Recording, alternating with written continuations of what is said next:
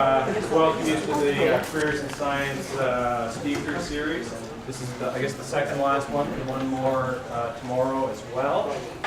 Friday, sorry. There's one more on Friday.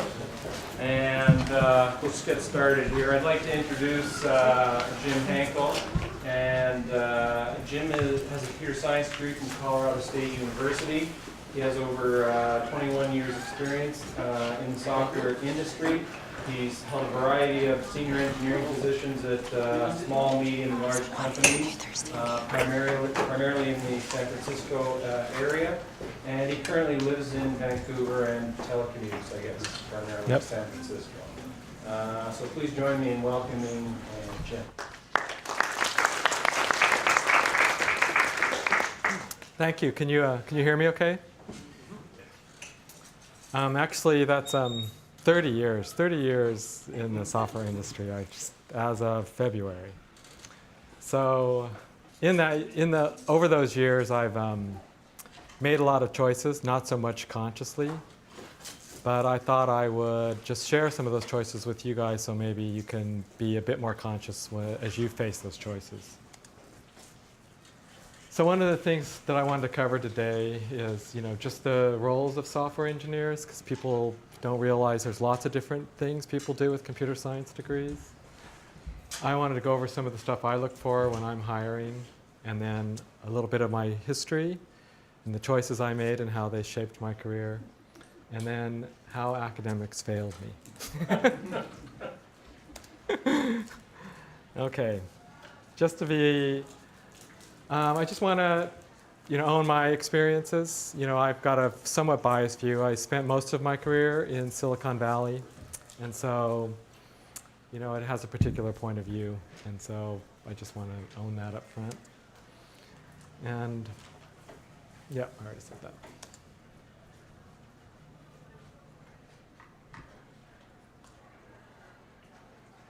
Come on.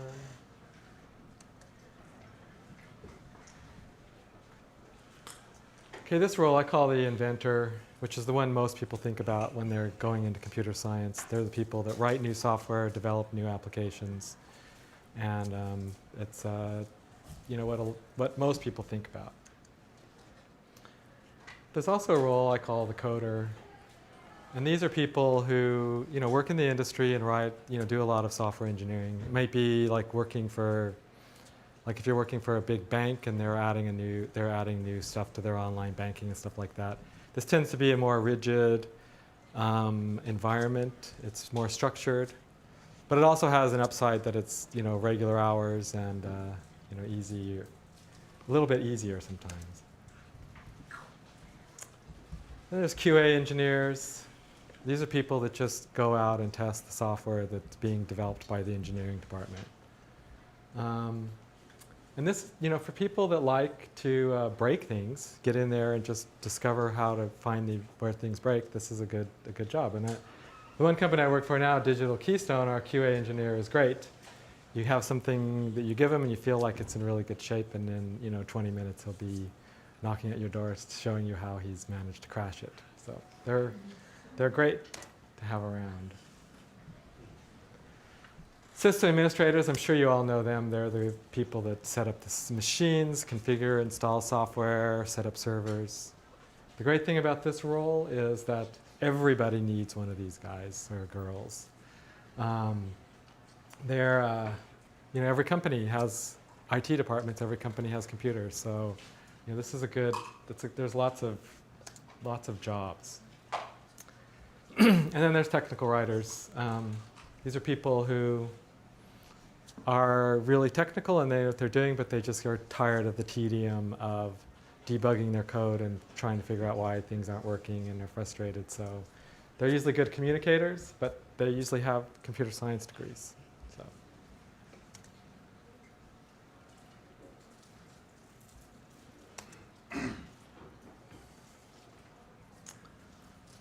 So one thing to just keep in mind too is that you need to be two kinds of expert. You need to be an expert in computer science and software and all the things that you're learning. But you also need to be an expert in some domain area, like some industry, Like for me, it's digital television and information retrieval. That's sort of the places that I settled into over time.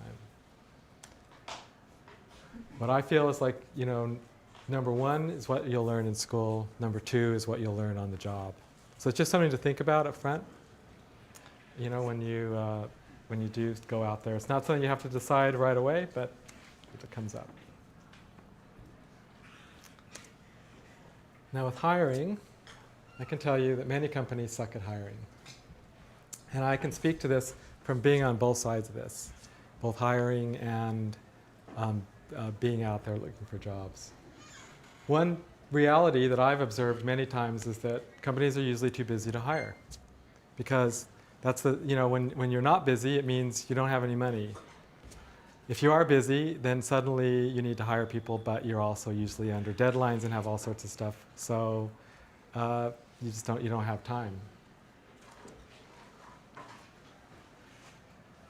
I feel like companies that focus on two specific skills. It's like they look, they'll say this is exactly the things that they want, and in reality, they often honestly don't know. And this is it's an interesting thing to keep in mind, and that's that the existing staff is often threatened by new hires. They know they need them, they know that they're overworked, but at the same time, maybe the organization is stable and settled and things are happening a particular way, and then new people are coming in, they're going to have new ideas, they may want to do things differently, they might be smarter than you. So, so when you're talking to organizations, just remember sometimes that they might be a little threatened by you even though they need you.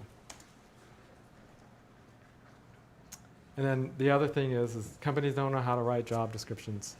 And I can speak from experience with this. We're in a situation, we need people, and then we're trying to write job descriptions to put out there to try to find people, and how do we draw and attract them. It's really hard to write that down. So I only say that, to keep that in mind when you're looking. Don't necessarily get too caught up in the specifics of that. Remember, the people behind the scenes may not know exactly what they're looking for. So, you just may, if you can find a way to get their attention and you have some of the skills that they want, then it might be. And having said all that, you have to play the game. Still, put specific skills on your resume.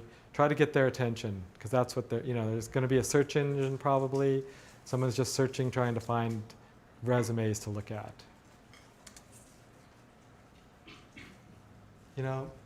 Learn new programming languages.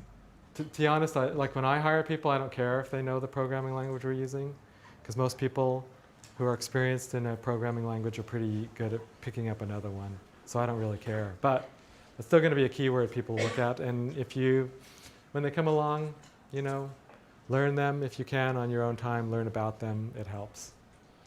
And network with your friends. That's where, getting attention from companies is the hardest part. And then once you're in front of them, then you can figure out, whether it's going to be a good fit or not.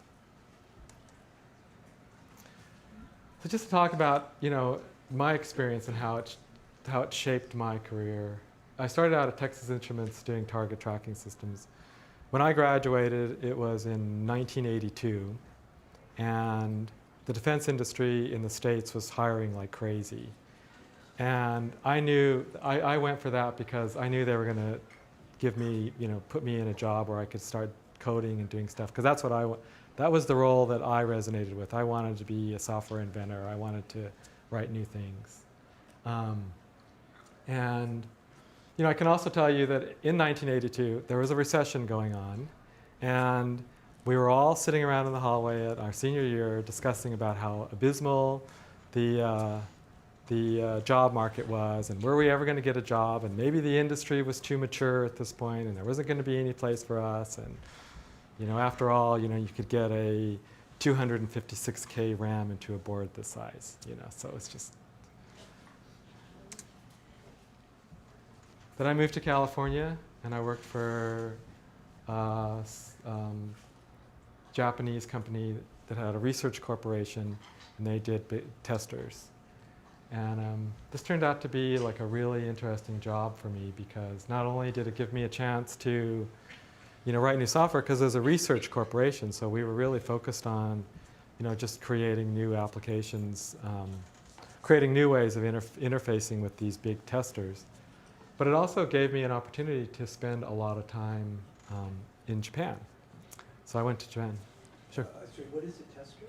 Oh, there are these big supercomputers that test the chips that come off the line. And by definition, the tester always has to be faster than whatever the fastest technology of the time is.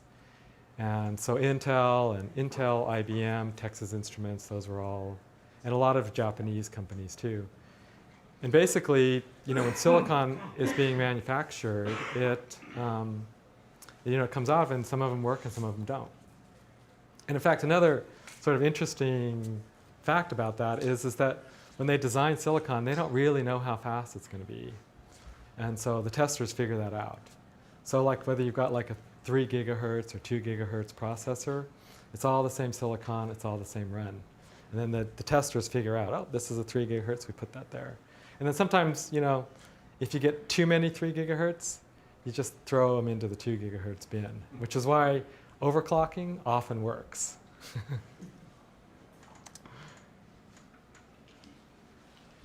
And then from there, a bunch of the people who worked in that company went off and started a new company.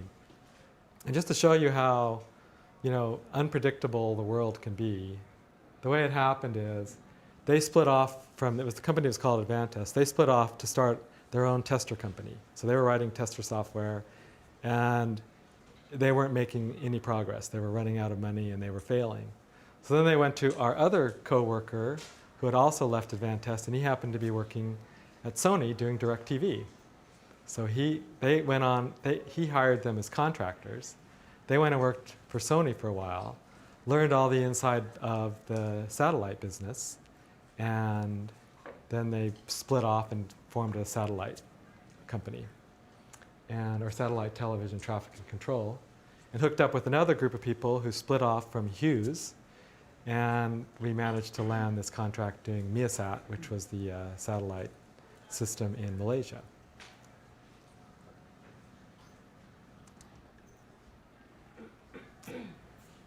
And then, eventually I switched to a different startup doing information retrieval. And that came from my boss that I had worked from at a different company. Remember, he had moved into this company, and then he knew that I wanted to have a job in San Francisco rather than down in the valley.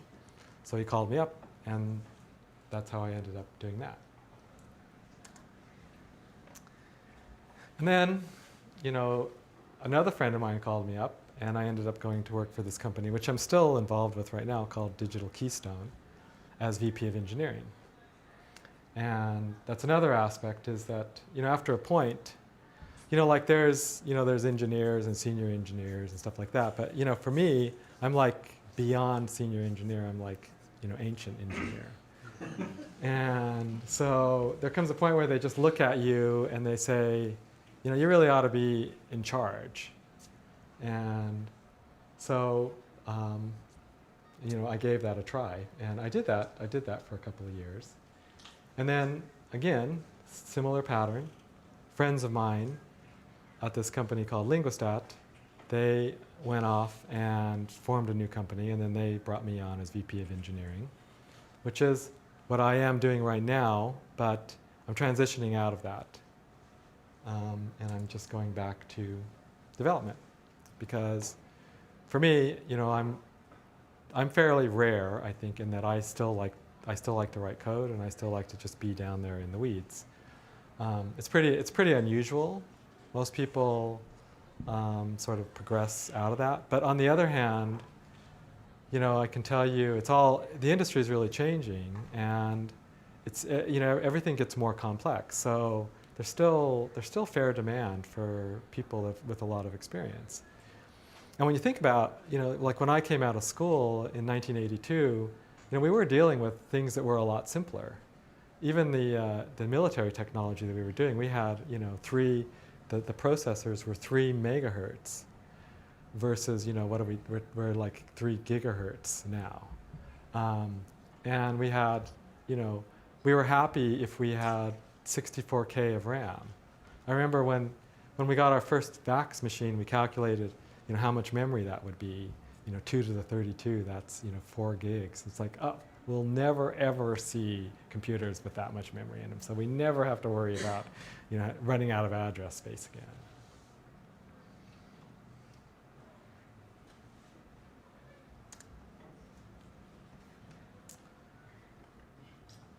So just sort of, to go over, kind of summarize my choices.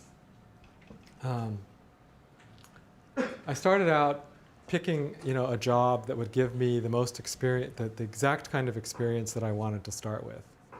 And because, I knew, because I had, I interviewed with a lot of different companies and had some various offers. And the thing with the defense industry is I knew that they were going to really put me in there and give me experience coding. Even though I moved to Dallas, Texas. And I wasn't particularly thrilled about living in Dallas, Texas, but it gave me the experience that I wanted. Once I worked there for a while, then I went to Silicon Valley. And it was pretty easy to find stuff in Silicon Valley from there with the experience that I had from Texas Instruments. Though, the other thing I can say is that, when I first left school and was going out into the job market, and they had school recruiting and stuff like that, the schools really focused on jobs for people in big companies. Big companies have recruiters, they have a whole department, so they go to the universities, and so that's who you often get in touch with, and it can give you the sort of false impression that that's all that's going on out there. On the other hand, sometimes if you can find the people that are, if you can find those smaller companies that are overworked, that need people, that's a great place to get started as well, because they may not be looking, and they may not be very organized about where they're looking, and they may not be searching beyond their own region. So sometimes, I think maybe if I would have just gone straight to Silicon Valley, I probably could have found something as well. But it turned out to be a pretty good strategy for me. And then, that's the other, another thing to consider is like startups versus big companies. There's upsides and downsides to both of them. The upside to startups is that it tends to be somewhat unstructured. You have a lot of latitude and creativity. You're not going, you're going to get the opportunity to really work on new things and invent new things. The downside is that, don't plan on having a life. You'll be working, long hours. Like the first startup, when I worked at SunUp, we used to joke about they'd publish the holidays that we got off every year, and we just laughed at that because we never took holidays off. In fact, they wanted us to work 6 days a week, and they said take Sunday off if you must, but try to work Sunday too if you can. And but then big company, if you go for big companies, like I worked at Texas Instruments. Texas Instruments was actually a great company to work for because they really understand. I mean, I don't know what it's like now, but at the time, they really understood how to cultivate engineers. And their philosophy is they sort of bring in a lot of new people, they throw you in, and then some people stick it out. So you find people there that have been there their entire career, and then there's people like me that just sort of use it as a launching pad, which they were fine with. In fact, many of us, we often called it, TI, Training Institute, because they, they trained a lot of people.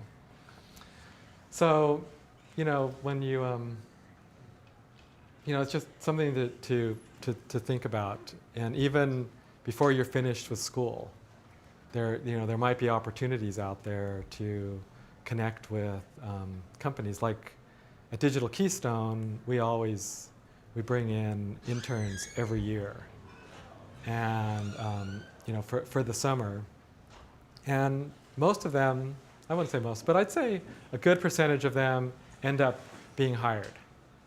they do a summer, they go back to school for a while, and then when they graduate, we bring them back. And it's a great, it's a great way to hire people when you know them and you've seen what they can do. And as interns, we give them stuff that needs to get done, and so it helps us out a lot at the same time. So it's something to keep in mind as a student. Okay, so now I just want to spend a little bit of time going over the stuff that school didn't prepare me for at all.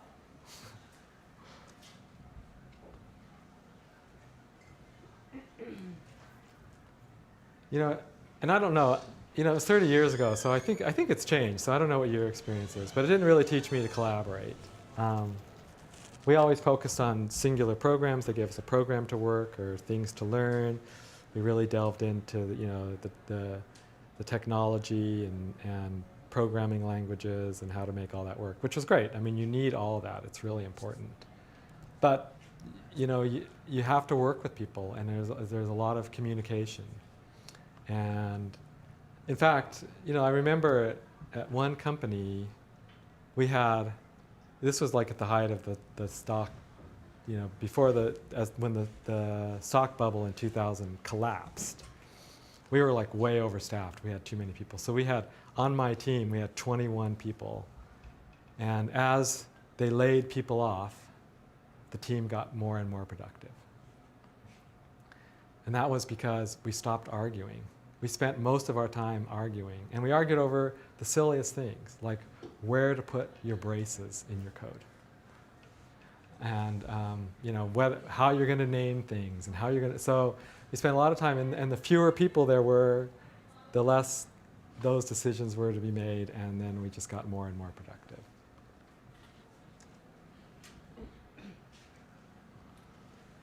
Now this, I don't know if they're teaching this anymore, but when I was in school, they taught us the waterfall model. And that was, you're going to design the code, then you're going to go through this whole design thing, and then you're going to code it all up, and then you're going to test it, and you're going to write up documentation, and then you're going to put it out the door. And that's the way it's going to go. I've never, ever, ever had it work like that at all. Even in places where they said that's what we were doing. What? Release moves up. Right. The way it works more like is that you start out with a client that says they know what they want, but they don't. Then you start designing things, and you come up with this great design that's just so beautiful. You're going to be so happy with it. Then you start coding it. It all collapses then, and then you start testing it, and you realize that it's not even you're not even hit the mark yet. And so I've sort of gravitated more toward a model. Before I get onto that, let me just finish this. The other thing is just working on other people's code. And you'll have to do a lot of that. You're going to get an assignment to add something to an existing system, or you're going to have to fix some bug that is somewhere that you didn't put in there, and nobody wants to do it. It's like I can tell you that nobody writes clearer code than me. It's the best. But of course, everybody feels that way, and so what I've learned over time is to just get rid of that ego side of things. It's like, okay, this thing is here and it works. In fact, I remember one time, I got this opportunity where I had something and I inherited it. I was, taking care of it, and it had all this stuff in the code which I thought was really dumb. It's like, well, why did he do this, and why is that there? And so then an opportunity came, and they said that I could rewrite it, and that's like, okay, I'm going to rewrite this, and it's going to be great. So I rewrote the whole thing from scratch, and the first cut of it was really elegant, I thought. Then I started getting in the test, and it's like, oh, I forgot about that. Oh, what about this? Oh, and then all this thing, and then gradually, I systematically created the same mess that I inherited. And I think it's just sometimes things are, in the real world, they're just messy. There's just all these conditions and all these things that there isn't often an elegant way to deal with them. And so you it just gets brute forced in there, and then you sort it out, and then over time, it gets stable and solid, and then that's the way it is. So now I'm much more. It's like, okay, when I go in there, it's like this thing is there. It's been functioning well. I respect that, and I'm just going to get in there and do as little damage as I can, and try to fix it at the same time.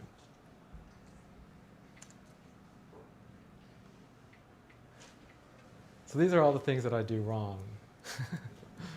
I barely document my code, and in school I felt like it was just going to be when I got out there, it was going to be really tough, because that was always the tough part for me. And I don't want to overstate this too much, but when some code like the Java docs, I don't know if you guys do Java or not, but like Java docs and stuff like that, well, that's well documented code, and it needs to be, because those foundation classes are used by millions and millions of people.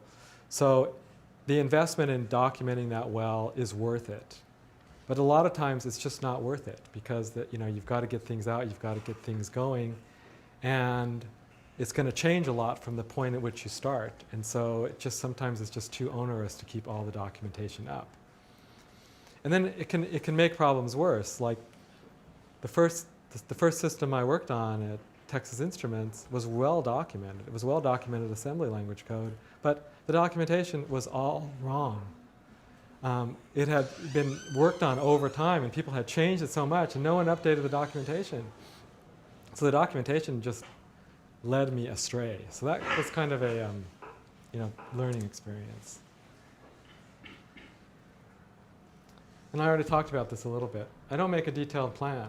And in fact, I think that what my strength has been is, I've been in a number of startups now where we started from the beginning, from what I call the empty screen.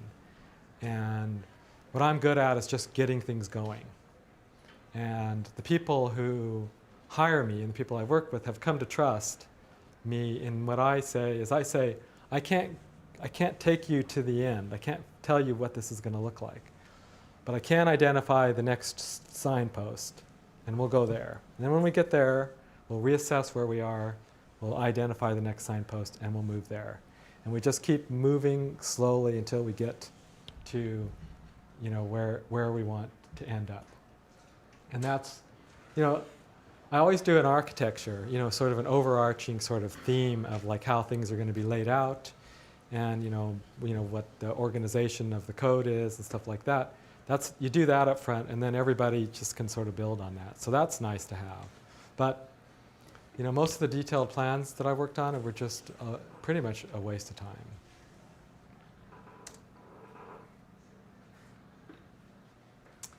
And then this is a personal choice, but I detest consistency. And I felt a lot of pressure at different places, especially in bigger companies, where it's like there's something horrible about the code has to look like it was all written by one person, and it's exactly, like there's some great value in consistency. And maybe there is on some level, but the cost of doing that is really high. And in all the code that I've had to look at and work on other people, it didn't particularly help, because you just have to get in there and really understand what someone else did and what they were thinking. And so, and when I'm in charge, like for the teams that I've led, that's one thing that I've always been. It's like, just set your own, be consistent within your own style, and then we'll learn each other's style over time. And then that, but in the meantime, just be comfortable and, work according to your style, which I think, personally, I feel produces better work.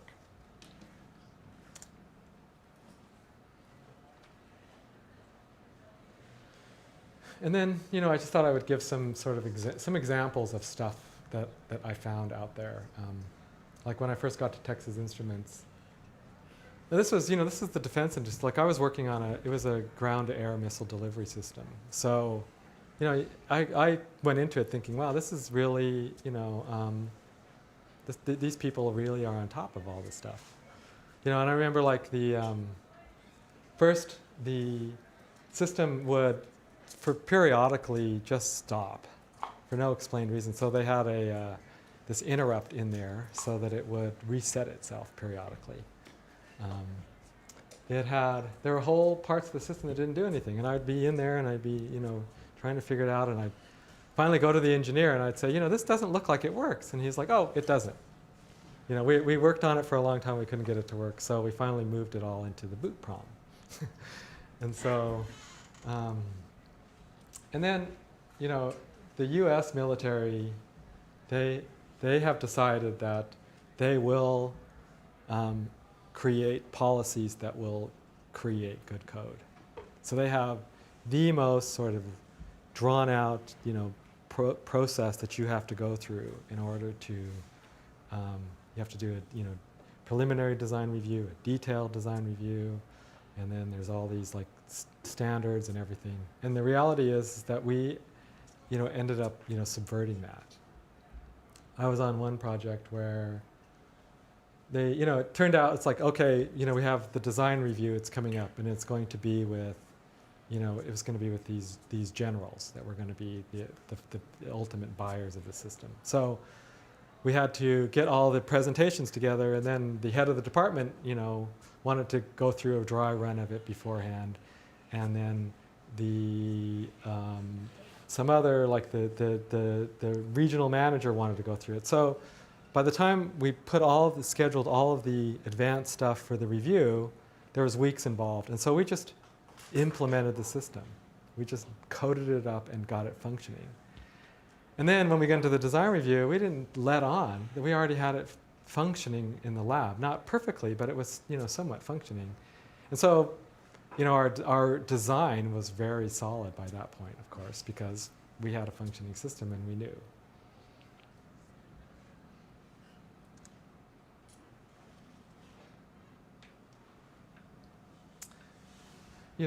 SunUp was a company where we did the satellite stuff. And it was interesting because at some point, we worked on it, and we did. I mean, with these, these methodologies and strategies, I've tried them numerous times, and we always sort of try them, especially when you're in the beginning and you're not clear what you're going to do. Ultimately, what happened is we just took the whole team and moved them to Malaysia. And we just moved on site on the uplink facility.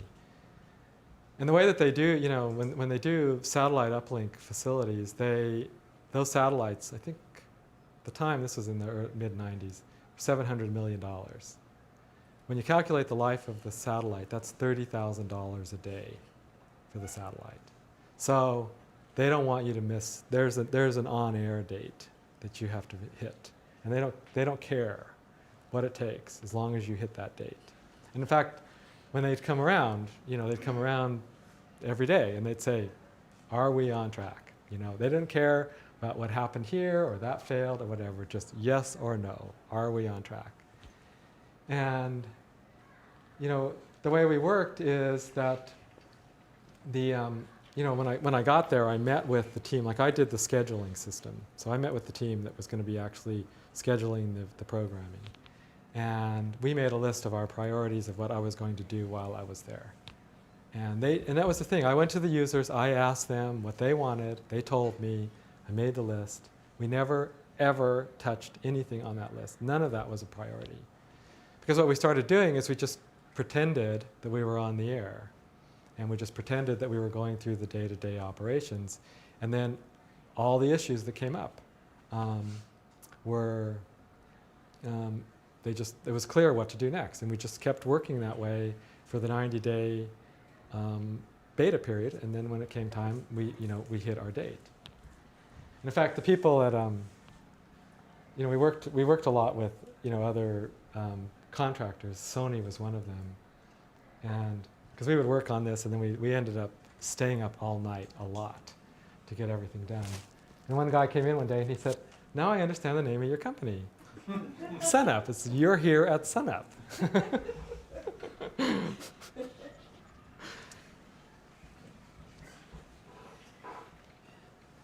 Now, Metacode was another company I worked for, and this was an interesting.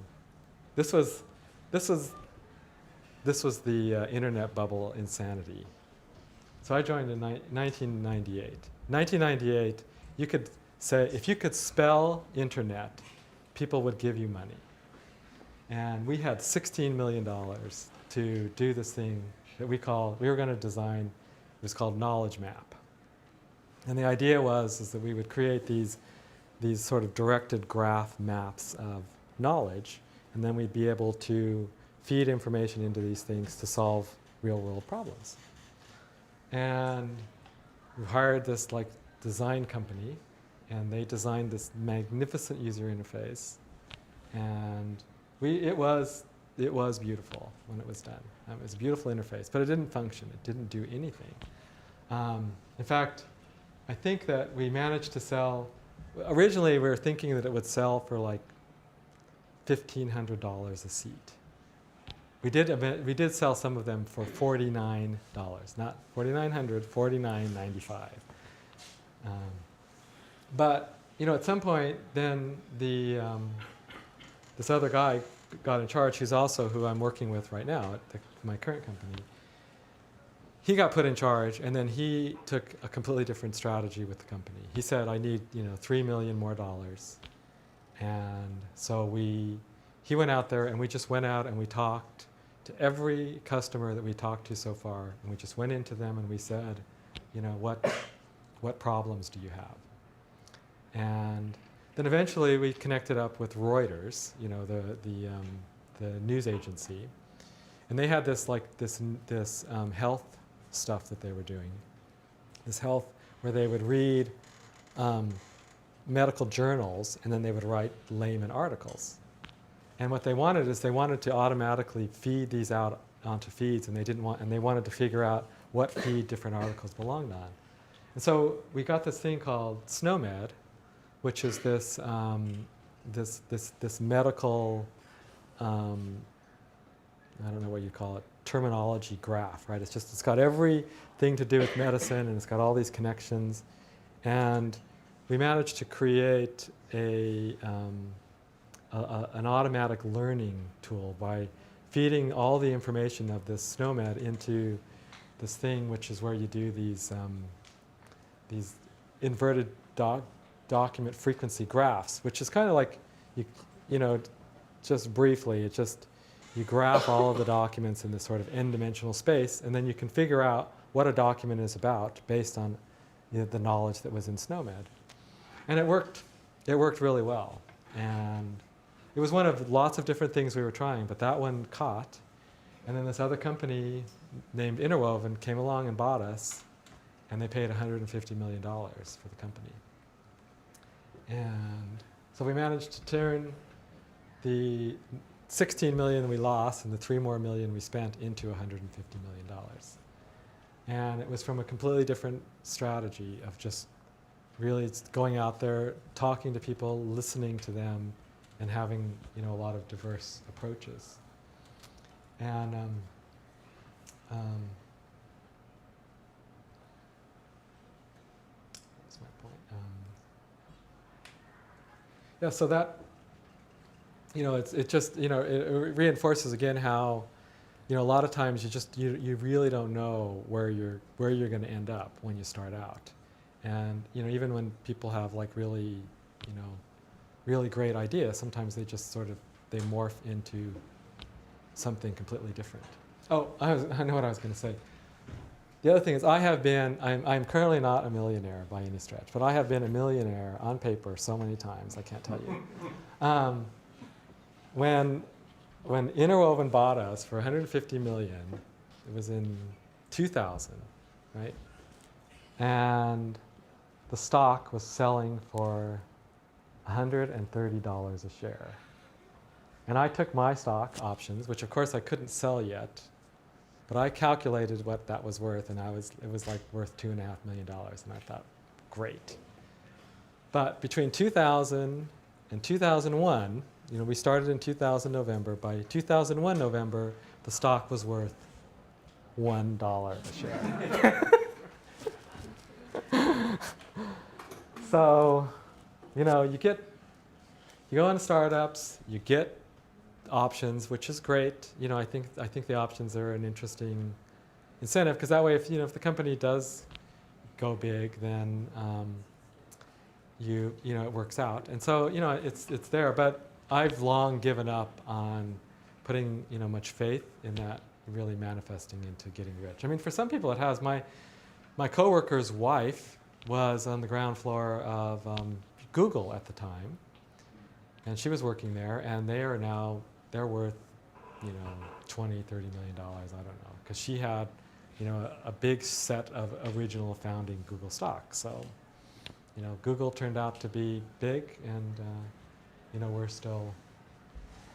The other thing I can say is that with the Metacode stuff and that, the self-learning and all that, we're still working on that problem today.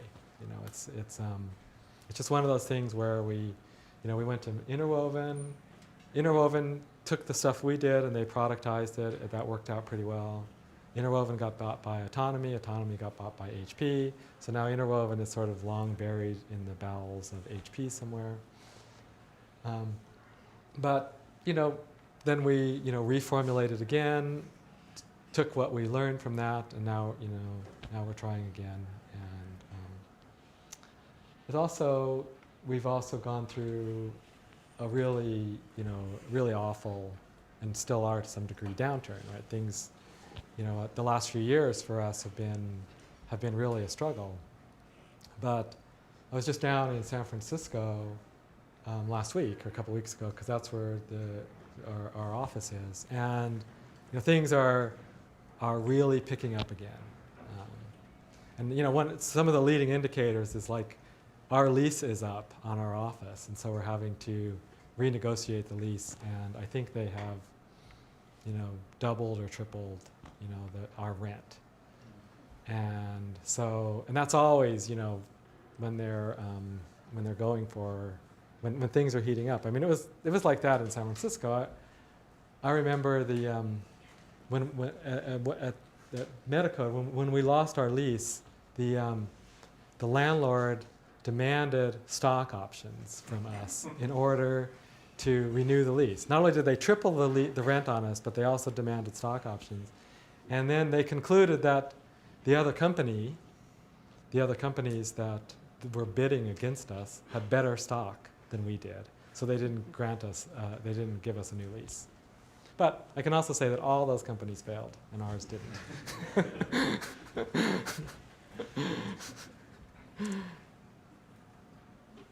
So, in conclusion, just some things to think about.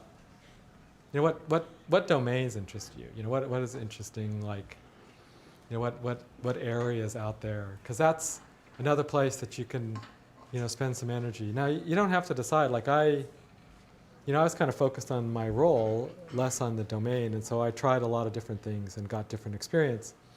But then over time, as you get older, people really look at your experience, and so, if you develop a domain expertise, then that does sort of, I think, help you stay focused in your career. And then what role resonates with you? I put the inventor. That's the most aggrandized, and also they're the sort of in the hierarchy of an organization. They're on top, so they're sort of. But all the other roles are like, they're really important too. And sometimes it's not a, I don't think it's a bad idea to just maybe make the conscious choice that that's what you want to do. I mean, there's a lot of work. Like if you want to do just the coding, like doing the stuff, like working for big companies. I mean, there's a lot of jobs like that. They tend to be more structured and regular hours, so you won't have, you can have more of a life. And a lot of people are comfortable with that. In QA engineering, sysadmins, all those, those are you can make a really good, comfortable living for a long time doing that stuff. And it also reminds me that, of something that someone said to me once, and that is, or I read it somewhere, but it was like, as time goes on, I learn more and more about less and less until eventually I will know everything about nothing. And there's a lot of truth to that. When I think of the excruciatingly detailed little world of like right now I'm sort of straddling digital television and information retrieval, and the nuance and excruciating details especially in like digital television world, where it's just there's so much that's known about, you know, you don't even think about what's going on in your set-top box, but there is a lot going on in there, and so it's just, you know, it's the nature of things. So, you know, find things that that interest you and, you know, explore them. So that's all I have to say. And so we can take questions.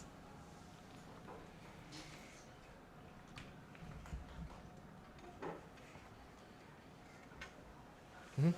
When you guys do hiring, how much value do you put on, say, like a computer science degree versus A lot. like okay. Well, Versus like a diploma or whatever, and then a lot of work put in on your own to learn. I would say A little bit more experience. experience as well. Experience trumps everything, you know. Like one engineer that that I hired, his degree is in. He does have a degree, but it's in linguistics. I've worked with a lot of people that don't have degrees at all. So, experience, you know, experience is what's most important, and so that's what I look at first. And I don't care how you got there if you've got that experience. But when you're going for the first time, you know, like when companies, like when I worked at Texas Instruments, they wanted you to have a bachelor's degree, period. And you weren't going to get in there without one. So a degree definitely buys you a lot in getting started. But experience is probably more valuable. And I think that's one of the things that I've always appreciated about Silicon Valley in particular, is that it's pragmatic that way. Doesn't care.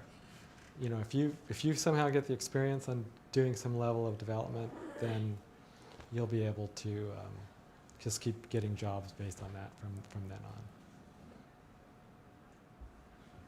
When Keystone brings in interns, are they typically students from a co-op students from some university program? No, it's usually, well, quite frankly, we bring them in from, you know, the schools we went to. So, and they usually, those schools have a program, some kind of internship program, and and that's where they come from. But that's just, again, it's just, you know, it's just expedience, or, you know, it's just the easiest thing to do. Hadn't heard, you know, when I heard about co-ops and stuff like that, that was very interesting to me. So I think the co-ops are a great idea, and I could understand where companies, that would be a source to go and find people. So I think co-ops are a good idea.